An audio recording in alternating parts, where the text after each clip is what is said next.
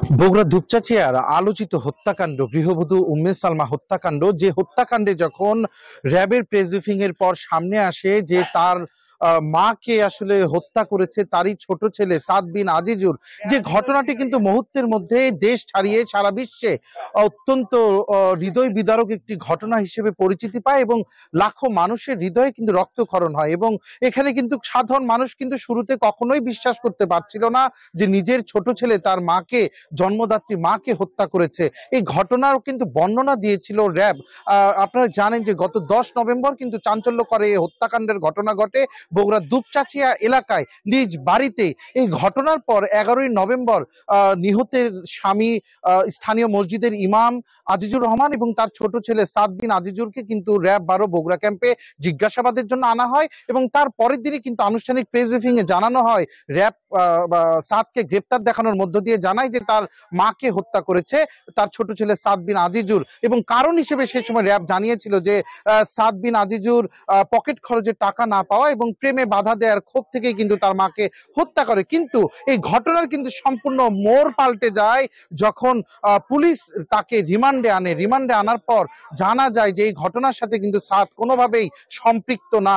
সেই থেকে 11 তারিখ থেকে প্রায় দীর্ঘ 15 দিন কারাবরণ শেষে আজ কিন্তু বগুড়ার জেলা ও দায়রা জজ শাহজাহান কবির তিনি কিন্তু আজকে সাদের জামিন মঞ্জুর করেছে। এর আগে গত 21 নভেম্বর বগুড়ার ম্যাজিস্ট্রেট আদালতেও কিন্তু সাদের জামিন আবেদন করা হয়েছিল এবং মামলাটি যেহেতু তদন্তাধীন ছিল এবং দুইটি বাহিনীর পৃথক পৃথক তদন্ত প্রতিবেদন ছিল, গত 21 নভেম্বর কিন্তু সাদের জামিন না মঞ্জুর করা হয়েছিল। তারপরে কিন্তু আজকে সেই মিস কেসটি জেলা জজ আদালতে নিয়ে যাওয়ার পরে আজকে দীর্ঘ 15 দিন পর কিন্তু সাদ কারাগার থেকে মুক্তি পেয়েছে এবং সে তার পরিবারের কাছে ফিরে গেছে। কিছুক্ষণ আগেই এই বগুড়া জেলা কারাগার থেকে সাদ হাসি মুখে বের হয় এবং তার পরিবারের সাথে কোলাকুলি করে এবং তার বাবারা এবং তার পরিবারের অন্যান্য সদস্যরাও কিন্তু তাকে সাদরে গ্রহণ করে। আসলে একটি বিষয় কিন্তু এখানে বারংবার আমরা বলতে চাই যে প্রথমে যে সাদকে তার নিজের মায়ের হত্যাকারী হিসেবে বলা হয়েছিল, এটি কিন্তু সাদের কিন্তু কোনো আনুষ্ঠানিক স্বীকারোক্তি ছিল না।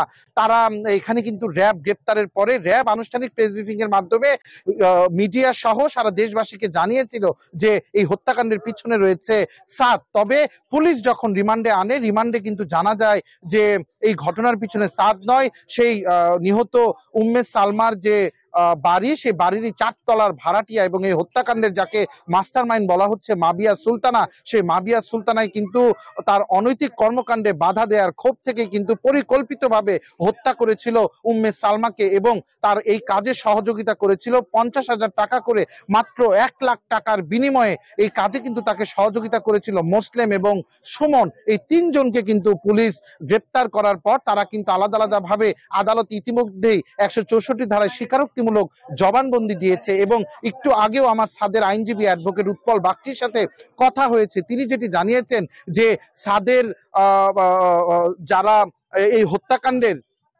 ঘটনায় যে 3 জনকে গ্রেপ্তার করা হয়েছিল মাবিয়া, মোসলেম এবং সুমন, তাদের জবানবন্দির কোথাও এই হত্যাকাণ্ডের সাথে সাদের কোনো সংশ্লিষ্টতা তারা বলেনি এবং এই হত্যাকাণ্ড কিন্তু এখন পুলিশের তদন্তে।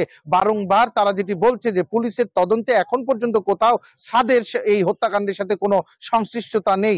এবং পুলিশের যখন এই বিবৃতিটি মিডিয়াতে আসে, আমরা যখন প্রচার করি, তখন কিন্তু সারা বিশ্বের আবারও লাখো মানুষ কিন্তু প্রতিবাদে ফুঁসে ওঠে যে সাদ যদি এই ছেলেটি যদি তার মাকে হত্যা না করে থাকে তাহলে সে বিনা অপরাধে কেন কারাবরণ করবে। সেই 15 দিনের মাথায় আজকে কিন্তু সেই সাদ কারাগার থেকে মুক্তি পেল এবং সাদ যেটি জানিয়েছে, কারাগার থেকে বের হয়ে আমাদের সাথে কথা বলেছে, তিনি যেটি জানিয়েছেন যে তিনি কিন্তু কোনো সময় স্বীকারোক্তিমূলক জবানবন্দি দেয়নি এবং তিনি কখনোই বলেনি যে তিনি তার মাকে হত্যা করেছে। আর সাদের বাবা আজিজুর রহমান দাবি করেছেন যেহেতু তার নির্দোষ ছেলে বিনা কারণে এই কারাবরণ করলো এতদিন, এখন তার যেটি দাবি যে যারা প্রকৃত হত্যাকারী, যে যারা ইতিমধ্যে আদালতে 164 ধারায় জবানবন্দি দিয়েছে, মাবিয়া সুলতানা হাসি এবং তার 2 জন সহযোগী মোসলেম এবং সুমন রবি দাস, তাদের যেন দৃষ্টান্তমূলক শাস্তি নিশ্চিত করা হয় এবং একটি দৃষ্টান্ত যেন বাংলাদেশে স্থাপিত হয় যে নির্দোষরা যেন কোনোভাবেই আর কোনো বাহিনীর ভুলে